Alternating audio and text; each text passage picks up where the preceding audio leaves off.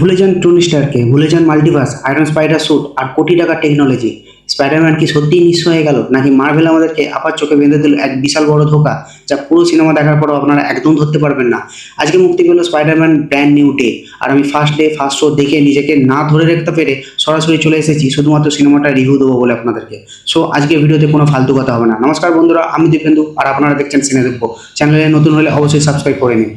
আজকের ভিডিওতে আমি বলবো আপনাদেরকে সিনেমার টিকিট কাটবেন নাকি মার্ভেল আপনাকে আবার বোকা বানালো, আর ভিডিও শেষে এমন একটা টুইস্ট করবো যা মার্ভেল ফ্যানেদের মাথা একদম ঘুরিয়ে দেবে। So no skip, let's go. গল্পটা শুরু হচ্ছে নো ওয়ে হোমের পর। ডক্টর স্ট্রেঞ্জের সেই জাদুতে পিটার এখন একদম একা। এমজে চেনে না, নেট তাকে চেনে না, কোনো অ্যাভেঞ্জার্স তাকে চেনে না। একদম নিঃস্ব পিটার ছোট্ট একটা ঘরে ছেঁড়া জামা সেলাই করে আর রাতে ক্রাইম ফাইট করছে। এই গ্রাউন্ডের স্পাইডিকেই আমরা এতদিন ধরে মিস করেছিলাম। ঠিক তখনই শহরের অন্ধকার গলি থেকে আসে নতুন ভিলেন, কিন্তু সে কোনো এলিয়েন বা দানব নয়, সে এক পিওর র ডার্ক ট্রেপ। সে স্পাইডিকে মারে না, সে ভাঙতে চায় স্পাইডিকে ভেতর থেকে, পিটারের মানসিক জোরকে ভাঙতে চায়। এবার বলি কেন সিনেমাটা মাইন্ড ব্লোয়িং।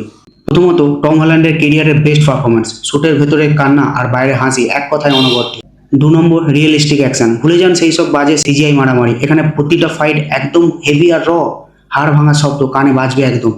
3 নম্বর, নো অহেতুক জোকস। মার্ভেল এবার ফালতু কোনো জোকস এই সিনেমাতে ঢোকায়নি জোর করে। গল্পের ডার্ক, ইমোশনাল এবং টু দ্য পয়েন্ট একদম। কিন্তু সমস্যা কোথায়? ফার্স্ট হাফ যতটা স্ট্রং হয়েছে, সেকেন্ড হাফ ঠিক ততটাই তাড়াহুড়ো করেছে।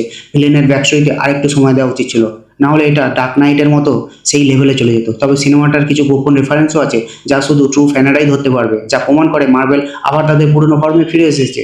সো ফাইনাল কথা কি, টিকিট কাটবেন নাকি ওয়েট করবেন? আমার অ্যান্সার ইয়েস, 100 বার ইয়েস।